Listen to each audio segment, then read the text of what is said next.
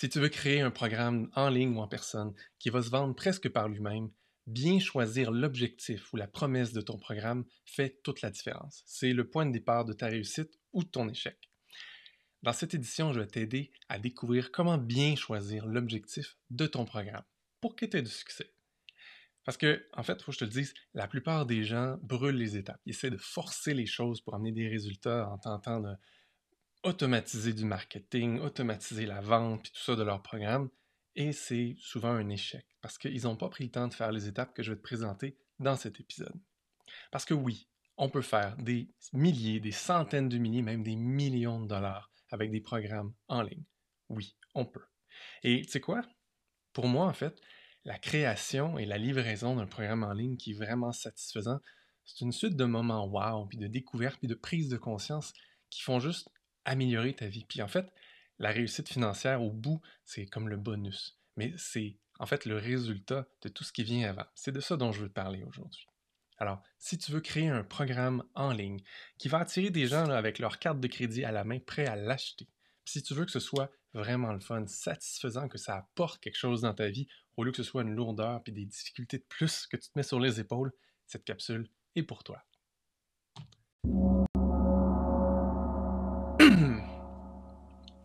Est-ce que tu te demandes encore qu'est-ce que tu pourrais bien offrir comme programme en ligne? Ou est-ce que tu as déjà essayé de créer un programme en ligne ou en personne, puis tu n'as pas vraiment réussi à en vendre, puis ça a été plutôt frustrant ou décevant comme expérience? Ben, j'ai ce qu'il te faut aujourd'hui. Avant de te lancer dans la création d'un programme, c'est important de ne pas brûler d'étapes, puis de faire les 3 étapes que je vais te présenter aujourd'hui. Et c'est super important en fait, parce que je vais te donner un exemple super concret. J'ai déjà eu une dame qui m'a approché pour me dire Daniel, j'ai déjà investi 20 000 dans la création de mon programme avec des tournages professionnels de vidéos, puis un setup, puis ci, puis ça. Puis là, ben, ça fait 6 mois qu'il est créé, puis j'arrive pas à en vendre. Yeah! Ça fait mal. Ça fait mal. Puis ça, c'est parce qu'elle a fait les choses dans le mauvais ordre. T'es pas rendu à créer, puis à investir, puis à automatiser, puis à faire des trucs super pro tant que t'as pas fait les étapes que je vais te présenter aujourd'hui. Et la première étape, en fait, est assez évidente, mais la plupart des gens la sautent, c'est faire un petit peu d'introspection. Parce que pour moi, la création d'un programme en ligne ou en personne qui va avoir du succès, c'est avant tout un processus intuitif. En fait, c'est un processus qui va t'amener à faire des prises de conscience, à voir les choses plus largement, qui va te permettre en fait d'aider encore mieux tes clients parce que tu ne vois pas juste les choses comme ça, tu vois les choses plus larges. Alors justement, pour t'aider à voir les choses plus larges, puis t'aider à pomper un peu ton processus créatif, je vais te donner quelques angles pour observer tout ce que tu pourrais faire comme programme en ligne et comment bien choisir l'objectif ou la promesse de ton programme. La première chose à regarder, ben, c'est évidemment qu'est-ce qui te fait triper. Hein? C'est quoi tes passions dans la vie? Qu'est-ce que tu aimes faire? Euh, pour un exemple super évident, pour moi, euh, j'avais pas prévu de devenir entrepreneur, en fait. J'ai juste tellement tripé sur les techniques de développement personnel efficaces qui changent vraiment la vie des gens après avoir fait un burn-out que j'ai eu envie de partager ça. J'ai eu envie de transmettre ça. Donc, je me suis formé, j'ai été chercher des certifications, je me suis mis à accompagner des personnes en individuel, puis assez rapidement, j'ai eu envie d'offrir des accompagnements de groupe. C'est ce qui m'a amené dans le domaine de l'entrepreneuriat, en fait. Mais c'est parce que ça partait d'un désir viscéral, profond, là, de vouloir partager cette bonne nouvelle-là de oui, tu peux te sentir mieux, tu n'es pas obligé de rester pris dans tes émotions. C'est ce qui m'a lancé. Alors toi, qu'est-ce qui te passionne? Puis là, les passions, ça peut être n'importe quoi. Puis il y a plein de choses qu'on peut monétiser. J'ai vu des gens faire des millions, littéralement des millions, avec du macramé, du crochet. Il y a des gens qui partagent, qui forment des gens à la cuisine, à la pâtisserie.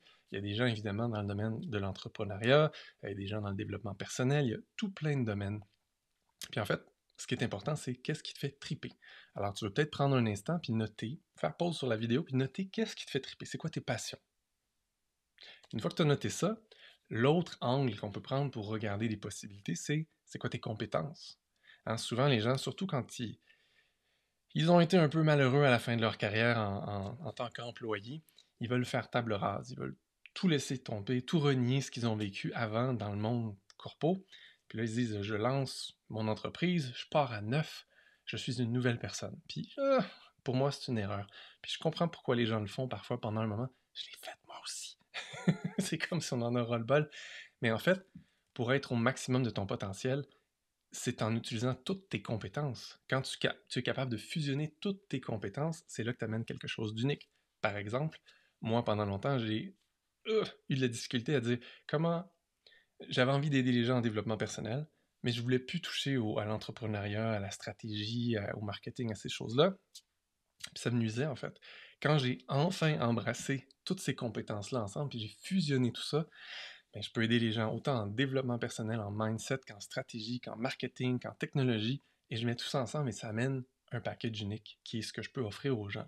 Toi, qu'est-ce que tu as comme compétences que tu as peut-être reniées, que tu pourrais réutiliser, combiner avec d'autres de tes compétences et offrir quelque chose d'unique? Alors, si tu fais l'exercice avec moi en temps en réel, je t'invite à faire pause puis juste prendre un instant pour noter c'est quoi tes compétences. Hein? As-tu fait de la gestion de projet? As-tu parlé en une autre langue? T'as-tu fait ci? T'as-tu fait ça? Pense à tout ce que tu as réussi à faire professionnellement et même personnellement dans des projets peut-être qui sont du bénévolat. Note tout ça. Maintenant, l'autre chose qui est assez simple à regarder, mais que des fois on oublie, t'es-tu au courant de besoins que tu pourrais aider à combler? Parfois, surtout si tu fais de l'accompagnement individuel, il y a des gens qui vont revenir avec des problèmes ou des défis ou des objectifs. Puis tu t'as pas pensé, tu t'es pas arrêté à dire ah oui, je pourrais les aider à faire ça parce que toi, tu étais focusé sur autre chose. Prends le temps de penser à dans les derniers 6 mois, qu'est-ce que des gens m'ont demandé ou quel genre de problématiques des gens ont soulevé dans mon entourage, puis là, je pourrais faire peut-être que je pourrais aider les gens à résoudre ça. Les gens qui réussissent le mieux en entrepreneuriat, c'est ceux qui écoutent le plus. Donc, prends l'habitude d'être à l'écoute. C'est quoi les besoins? C'est quoi les opportunités autour de toi? Qu'est-ce que tu entends comme besoin? Ça peut être dans les médias, ça peut être dans tes discussions avec des amis, ça peut être dans des discussions avec des clients. Prends le temps de noter quels sont les besoins qui ont été nommés par des gens, consciemment ou inconsciemment, et que tu pourrais aider à résoudre. En fait, la question que tu veux vraiment te poser, là, c'est quel problème j'ai envie d'aider les gens à résoudre ou quels objectifs j'ai envie d'aider les gens à atteindre. C'est les deux façons d'arriver à un objectif qui va être fonctionnel et efficace pour un programme. Tu peux soit aider les gens à résoudre un problème, soit tu peux aider les gens à atteindre un objectif qui leur tient vraiment à cœur. Les deux sont bons, puis tu peux même faire les deux dans un programme. Tu peux faire les deux, c'est correct. Tu n'es pas obligé de choisir un ou l'autre, mais l'important, c'est qu'il y ait au moins un ou l'autre dans ton objectif de programme. L'autre question qu'on va se poser, c'est lesquels sont monnayables. Hein? Pour quel objectif les gens sont prêts à mettre de l'argent sur la table? Puis là, je vais te partager une métaphore qui n'est pas de moi, ça vient de Jonathan Coleman, quelqu'un que j'apprécie beaucoup. Puis quand il a raconté cette métaphore-là la première fois, mes yeux se sont ouverts tellement grands parce que j'ai fait, ben oui, c'est super évident quand c'est dit comme ça. Mais des fois, on prend pas le temps d'y penser comme ça. Fait qu'imagine que ça, c'est 2 programmes. Il y en a un qui se vend pas, puis il y en a un qui se vend comme des petits pains chauds. Les gens se garochent sur toi avec leur carte de crédit pour l'acheter. C'est quoi la différence entre les 2 programmes, à part le petit dessin qu'il y a dessus? Ben ça, c'est un programme vitamine. Puis ça, c'est un programme antidouleur. Tu sais, des vitamines, là, je suis sûr que tu as assisté à plein de webinaires. Il y a plein de gens qui t'ont parlé de l'importance des vitamines. Ah oui, ça ferait ci dans ta vie, ça ferait ça dans ta vie. C'est important, ton corps a besoin de vitamines. L'hiver, tu manques de vitamines. Ils te parlent de vitamines, vitamines, vitamines. Mais les vitamines, c'est comme un plus dans ta vie. Tu n'as pas vraiment un problème là, ici, maintenant, qui est résolu immédiatement par les vitamines. Peut-être que tu as une carence, puis que dans 6 mois ou 1 an à prendre des vitamines, ça va être mieux. Mais là, ici, maintenant, si tu prends une vitamine, ça règle pas grand-chose. Tandis que si tu as un mal de bloc, un mal de dos, une infection, une irritation, quelque chose, si tu vas voir le pharmacien, tu dis j'ai cette douleur-là chronique, ou en tout cas qui me fait vraiment souffrir, as-tu quelque chose pour moi? Penses-tu que le pharmacien a besoin de te dire écoutez, monsieur, on a justement une série de webinaires qu'on va vous faire écouter sur l'importance de blanc. C'est comme non, non, non, je m'en fous. Voici ma carte de crédit. Donne-moi quelque chose qui va régler mon problème maintenant. J'ai une douleur, je veux un antidouleur. Alors, quand tu crées une offre, quand tu crées un programme, assure-toi que ton objectif, la promesse de ce programme-là, soit un antidouleur. Tu règles un problème pressant important, peut-être qu'ils les empêchent de dormir, ces gens-là, et non pas des vitamines. Parce que les vitamines, c'est tellement plus dur à vendre. Moi, j'ai adoré cette métaphore-là. Donc, j'espère que ça t'aide à prendre conscience de ah oui, si je veux créer un programme qui va se vendre presque tout seul, il faut que ce soit un programme antidouleur. Maintenant, encore là, antidouleur, il faut que tu vois c'est quoi la valeur de ça pour tes clients. Ça nous amène à la troisième étape.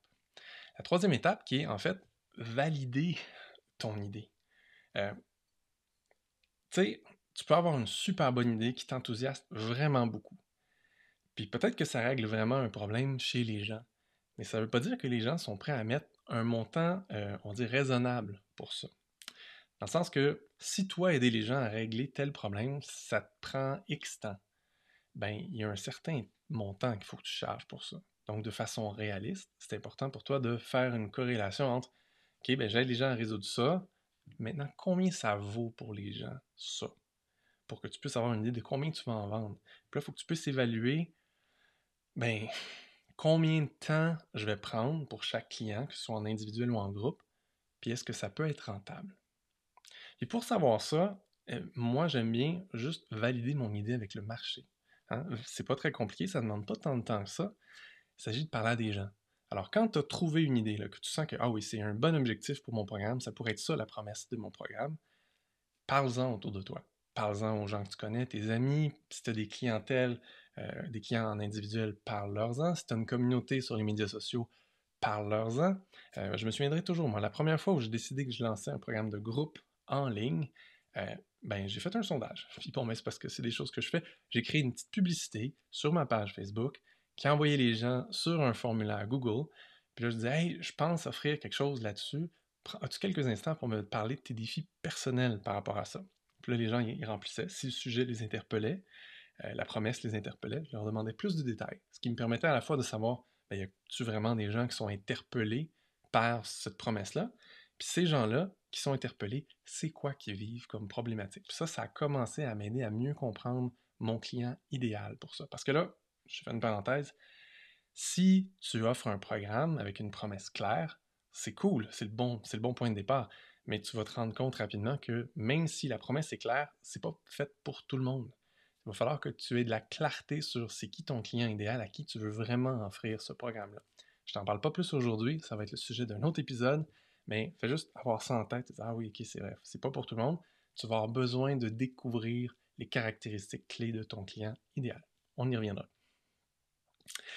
Une fois que tu as du feedback de gens, ben, si tu reçois du feedback, ça veut dire qu'il y a des gens qui ont de l'intérêt, tu vas pouvoir mieux évaluer combien ça vaut ça pour les gens. Puis si tu as zéro feedback, ben peut-être que ton objectif n'est pas le meilleur.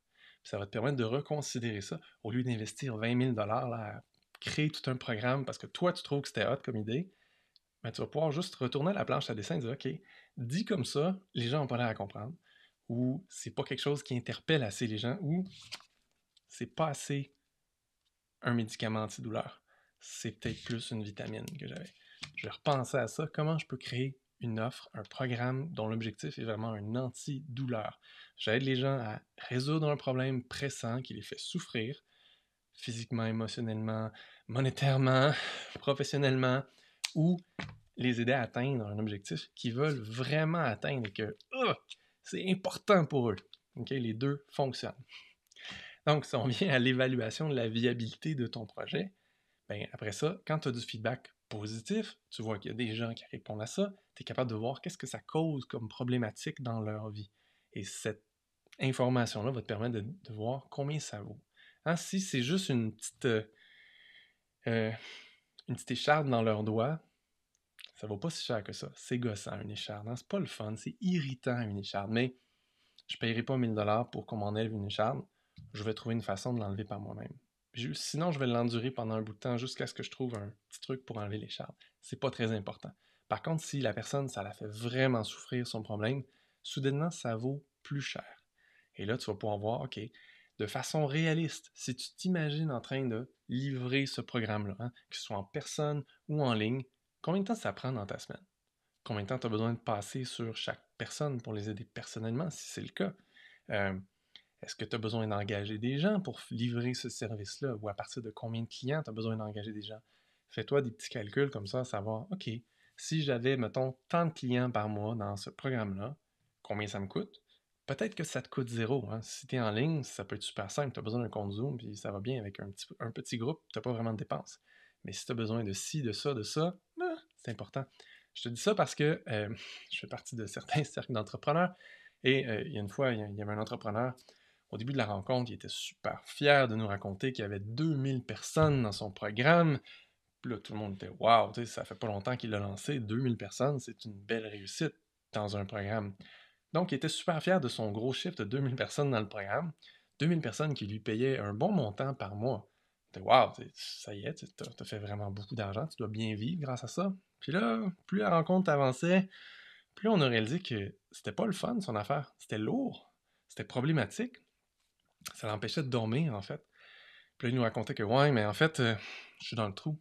J'ai un déficit à chaque mois. Ça coûte tellement cher livrer le programme tel qu'on l'a désigné que je perds de l'argent, même à 2000 personnes qui me payent ce montant-là par mois. Alors, c'est important de prendre le temps d'évaluer sur papier de façon aussi réaliste que possible combien ça va te coûter versus combien ça peut te rapporter avant de te lancer. Puis, ce qui va faire toute la différence là, pour moi, quand je dis pour moi, c'est ce que je vis pour moi, pour mes propres programmes, mais aussi ce que je vois chez mes clients, c'est trois choses.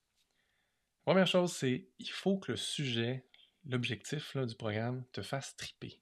Il faut que tu aies envie de livrer ça. Il faut que tu aies envie d'accompagner des gens à livrer ça. Parce que si tu n'as pas envie, ça va se sentir. Ça va se sentir partout. Ça va se sentir dans ton marketing. Ça va être ça va pas vraiment attirer. Ça va se sentir, même si tu as des gens qui achètent, les gens vont sentir qu'ils sont pas super importants puis que finalement, c'est un peu un projet de côté que tu as, c'est pas trippant pour toi.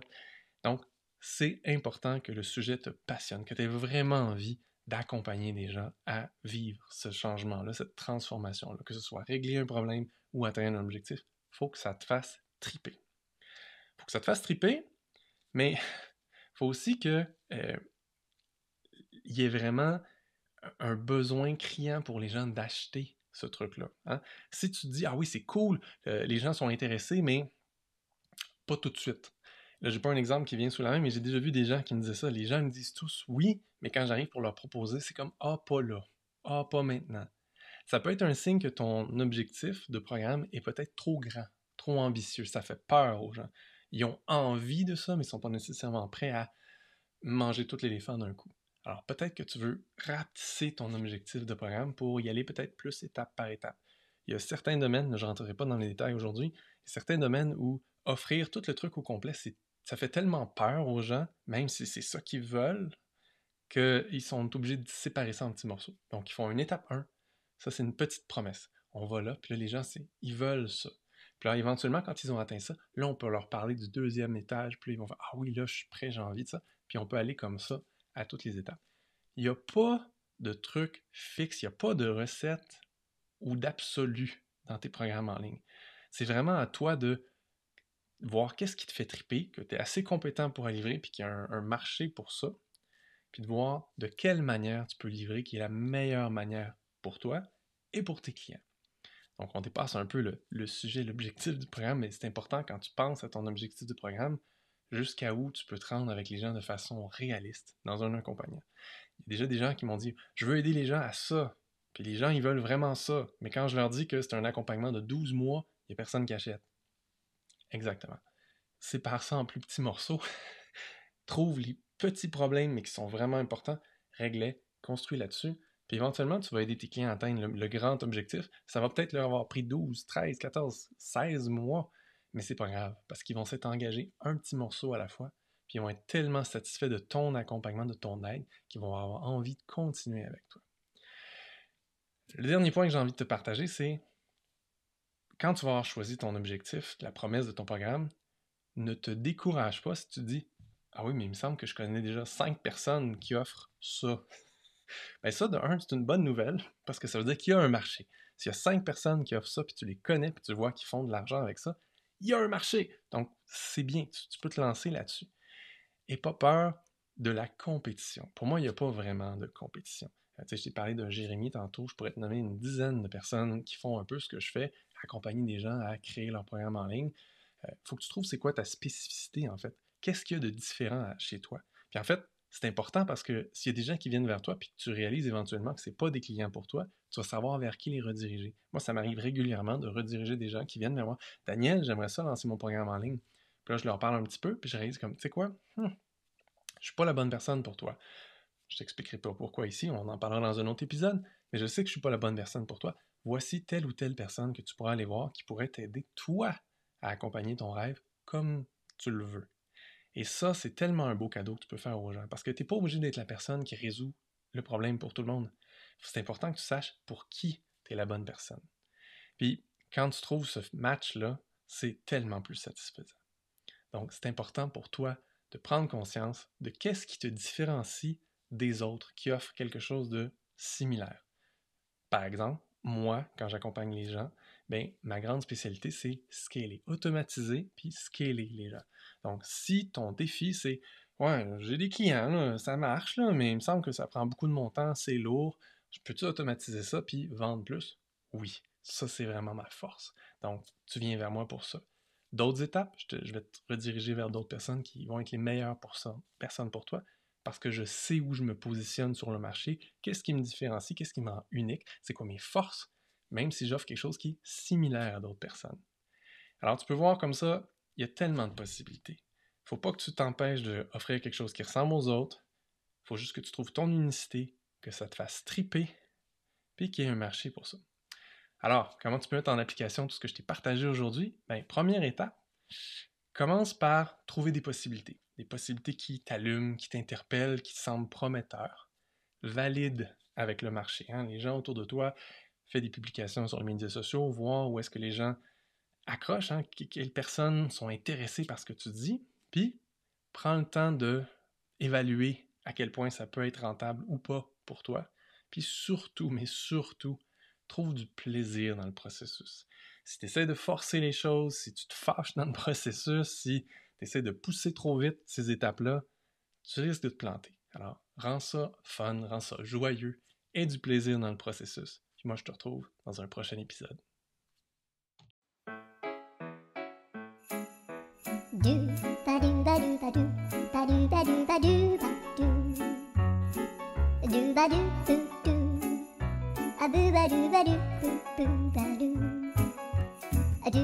A do ba do ba do, a do ba do ba do do.